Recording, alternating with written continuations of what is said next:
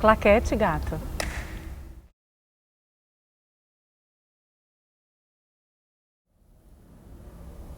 O que a gente geralmente faz, as mulheres, o coletivo feminino, é um pouquinho antes de entrar em cena, a gente faz uma roda, faz um anjo da guarda. É uma oração rápida, mas muito poderosa, porque a gente fala em coletivo, sincrônicas, e é muito lindo. A gente fala: anjo da guarda, a doce companhia nos protege de manhã, à tarde, à noite, mas principalmente agora. Ale, Hope. E a gente se abraça, a gente se beija e vai.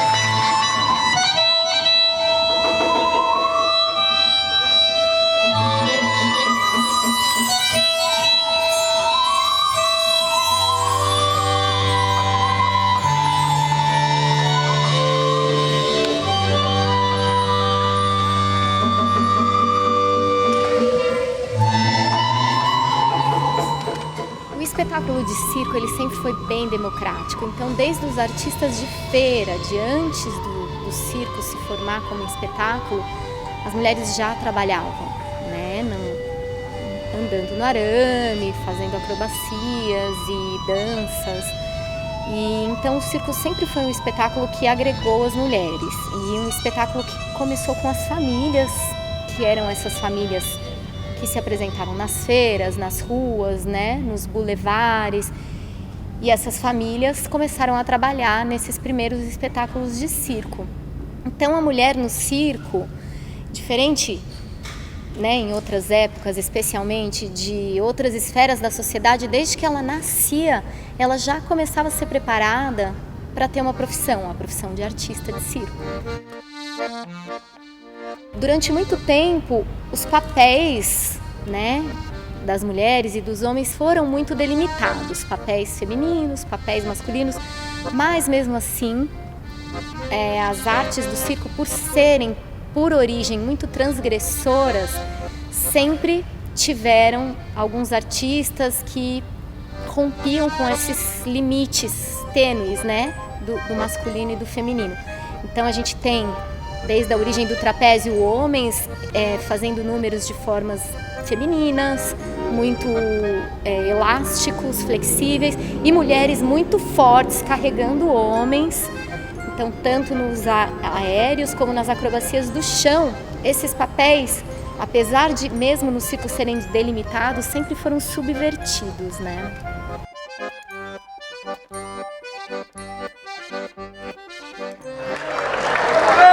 Obrigado! Venham todos! Aproximem-se! Acomodem-se! Este é o Circo Zani!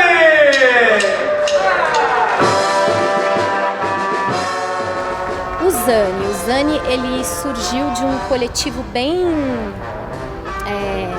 heterogêneo, né? Pessoas com especialidades e formações muito diversas.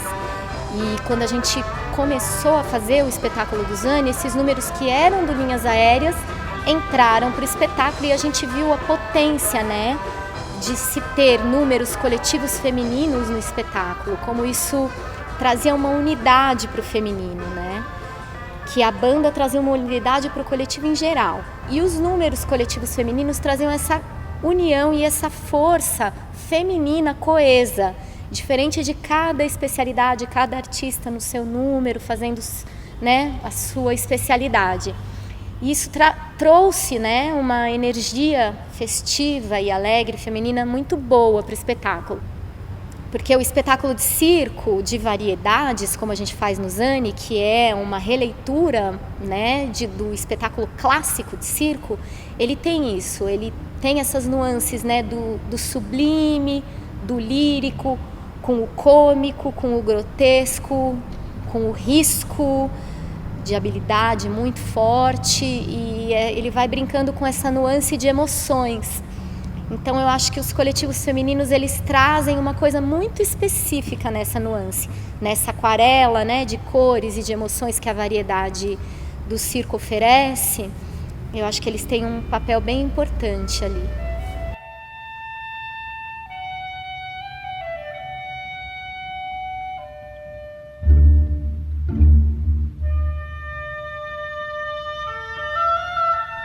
O feminino no Circo Zani, ele traz o contrapeso com os números de palhaço, com os números de malabares, com as acrobacias de dupla. É um diferencial ver tantas mulheres juntas, trabalhando juntas por um propósito. Os coletivos do Circo Zani contam a história desse circo. Sempre foram, para mim, um momento de confraternização. Eu sinto uma grande cumplicidade estética, uma grande união de ideais e um grande amor por esse circo, um carinho enorme por esse coletivo e uma vontade grande de contribuir e fazer parte dessa história. Cada uma é tão única dentro desse coletivo, traz sua história, seus traços, suas cicatrizes. Parece que a técnica abraça cada personalidade e a gente também consegue se revezar dentro dos coletivos femininos.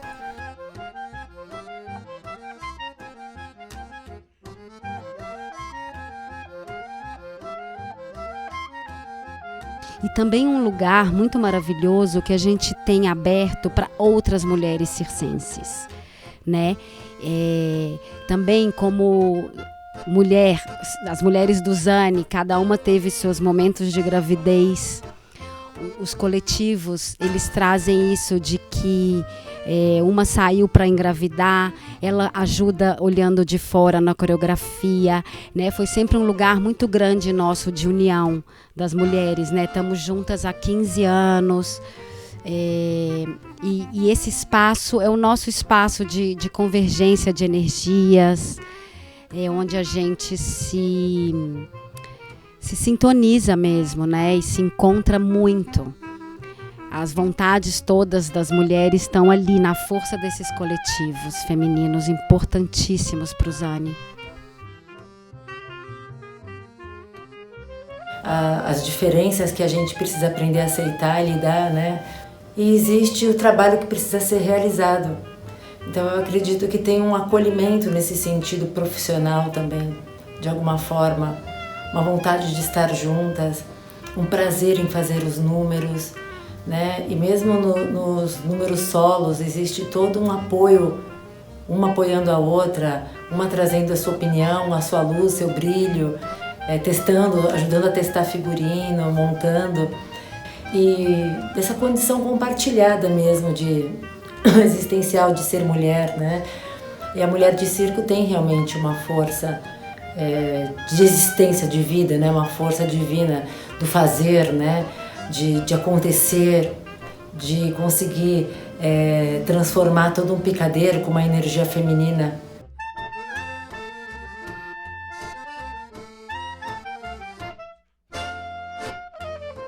A atenção de nós artistas não só no número que a gente vai fazer ali na sequência, mas em tudo que a gente faz no circo. O público, a cortina, a troca de roupa. Então tem muito espaço para místico, para reza, para incenso. É muito pauleira. Então eu funciono assim. Quando eu vou entrar em cena, assim, eu fico muito mais concentrada no todo, assim, principalmente porque o meu número é coletivo, então eu fico muito atenta se as meninas estão com cada uma com a sua sapatilha, se passaram breu, as meninas que vão subir na corda, se está tudo bem, se tem a flor no cabelo. Então é uma preocupação também e uma atenção coletiva.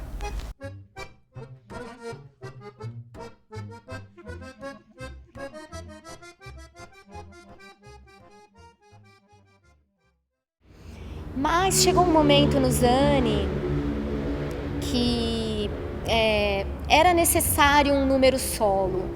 E eu já tinha trabalhado muito com tecido, um número solo feminino, né? E eu já tinha trabalhado muito com tecido, mas eu tinha um pouco de preguiça. Mas,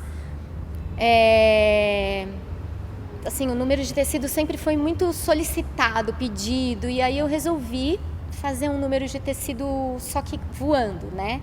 Inovar, usar esse espaço do picadeiro como um todo e o espaço aéreo também e fazer ele voando. E eu fiz o meu primeiro solo de tecido. Foi um baita aprendizado para mim, porque eu não sou solista assim de ímpeto, de natureza pessoal. Eu sou muito do coletivo. E aí eu tive que fazer esse número por uma necessidade do momento, do espetáculo. E foi um aprendizado legal, assim. Ele teve uma primeira versão que era bem solo mesmo, com música mecânica, era um dos únicos números do espetáculo com música mecânica, então até a banda saía, sabe? E era isso, na Cova dos Leões, você sozinha no meio do picadeiro. E foi um aprendizado, assim, como artista pra mim, foi um crescimento. I imagine so boring when in Memphis. Aí depois, uma segunda versão, a gente fez com o Domingos, com as meninas dançando, backing vocals. Era uma cena romântica, era uma memória de um roqueiro que estava na banda. E aí o número, apesar de eu estar sozinha no aparelho, no picadeiro, ele era um número mais coletivo.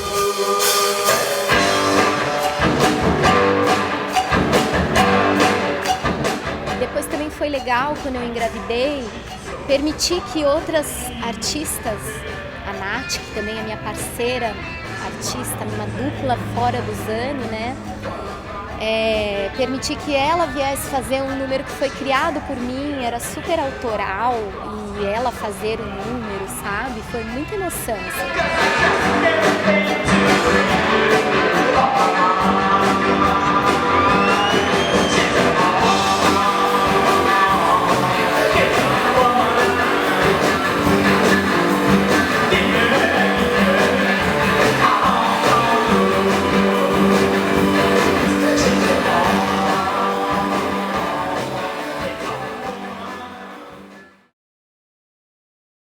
A equilibrista que hoje vive em mim nasceu com o Circo Zani. Debaixo dessa lona, fazem 15 anos que eu faço o número de arame. Em 2005, estreou a primeira versão do número de arame, A Bailarina e o Palhaço. Falar sobre o número do arame é falar sobre a minha vida, sobre a minha trajetória, sobre as minhas experiências e como ele foi se modificando ao longo do tempo. A equilibrista do arame representa a fragilidade da vida e, ao mesmo tempo, a superação. A equilibrista dança sobre o arame. Ela encanta e se encanta. Foram muitas mudanças ao longo desses anos todos. Desde da estética do número, que começou com a bailarina de branco, depois passou para uma boneca de caixa de música que tinha o seu tutu amassado, que tinha dormido dentro dessa caixa, para a equilibrista acrobata, um número mais dinâmico, mais dançado, mais acrobático. O arame, a estrutura do arame também foi mudando. Antes era um arame a 1,60 m e hoje ele está a 1,80 m do chão. Foram tantas temporadas. Tudo começou com uma sombrinha, um guarda-chuva. Depois passou por uma sombrinha deitada, que causava uma estranheza, mas era bem eficiente. E depois veio o abano, que é o que eu uso hoje, nos dias de hoje. Eu fui simplificando com uma evolução técnica mais dinâmica.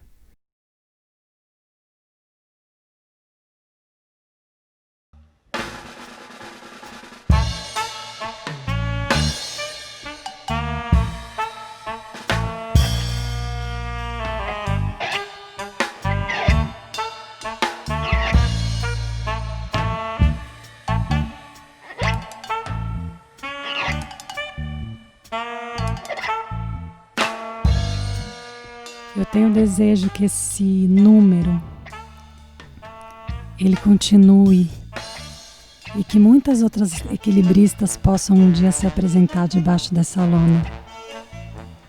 O Circuzane faz parte da minha história, é a minha história.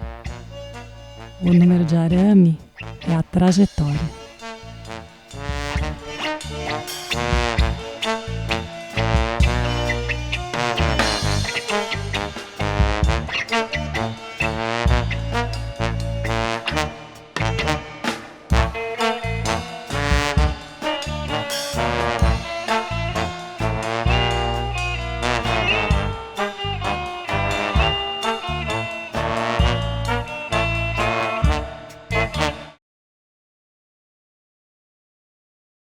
A corda sempre foi um número que me trouxe muitos rituais, muitas superstições que eu nunca mudei. Há quase 20 anos, eu sempre ponho minha cheveira direita primeiro, que aqui nesse momento eu já estou entrando no espírito que eu preciso para o número, de muita concentração, de muito foco, muita determinação. Por isso preciso de vários rituais que me aportam nessa empreita. A corda foi o primeiro número que eu contribuí para o repertório de solos femininos do Zani e parei por 2 vezes para ter filho e agora, já com 2 filhos, eu continuo fazendo esse número, que foi o grande carro-chefe da minha vida. Muito investimento, muito treino, muita paixão. Eu tenho contabilizado que eu demoro 7 minutos para pôr a cheveira, que é o tempo que eu tenho entre os números para me preparar. Então é 3,5 minutos cada chevieira. E eu tenho esses 7 minutos quase meditativos enquanto eu me preparo.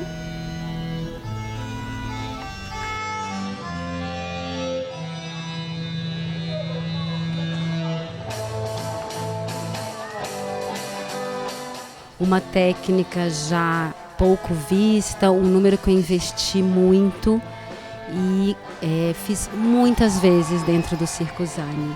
Ele teve, dentro da história do Zani, desde 2004, várias estéticas, né, quanto à personagem, digamos, ao visual, aos figurinos e a proposta dentro do repertório. Foi um número que encerrou o espetáculo por muitos anos. E, bom, a primeira versão dele eu fazia bem o clássico, né, a trapezista clássica, assim, em termos estéticos. Me veio a proposta de ser uma aviadora, então eu fui por muitos anos a aviadora, eu entrava com uma capa e com óculos, enfim, tinha todo um imaginário da mulher que voa, né? E aí, depois da aviadora, eu entrei na estética de Nhansan, que foi a pesquisa que eu fiz para o último e definitivo figurino até os dias de hoje, que é a deusa dos ventos e dos raios. Então é toda uma conexão mesmo com esse poder do vento e da altura, né? E isso me trazia uma força muito grande também como guerreira da Nhansan, e a necessidade que eu tinha mesmo, que eu tenho quando faço esse número, de evocar, né? Evocar alguma energia muito extracotidiana, muito do tônus, da disciplina e do foco, da concentração que esse número me traz, né?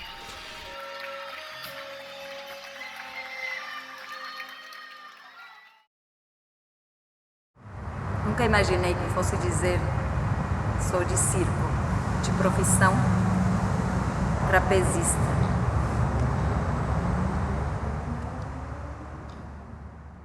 Eu escolhi fazer trapézio, em especial trapézio em balanço. Aprendi a fazer o aparelho no Canadá, com meu mestre André Simard. Fiz uma barra, mandei empatar os cabos, aprendi a colocar o cabo como alma da corda e depois fazer o acabamento. Gosto de forrar a parte de baixo com couro, porque dá mais atrito. Este trapézio com a barra cromada é com esse aparelho que eu fazia o número de trapézio em balanço, no qual eu contracenava com Domingos. Madame Le Beau Glamour.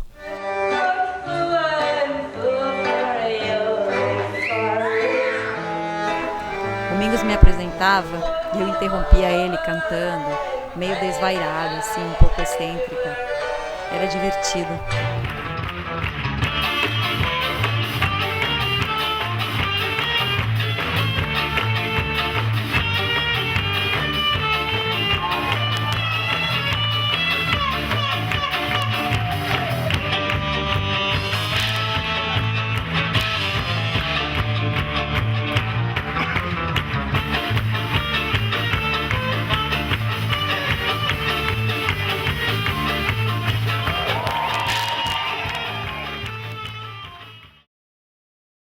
Em 2012, eu, já com o primeiro filho, já estava buscando um solo que fosse um pouco menos desgastante, tanto quanto a estrutura, né? A corda marinha sempre precisou de muita altura, muita área livre e uma estrutura muito específica.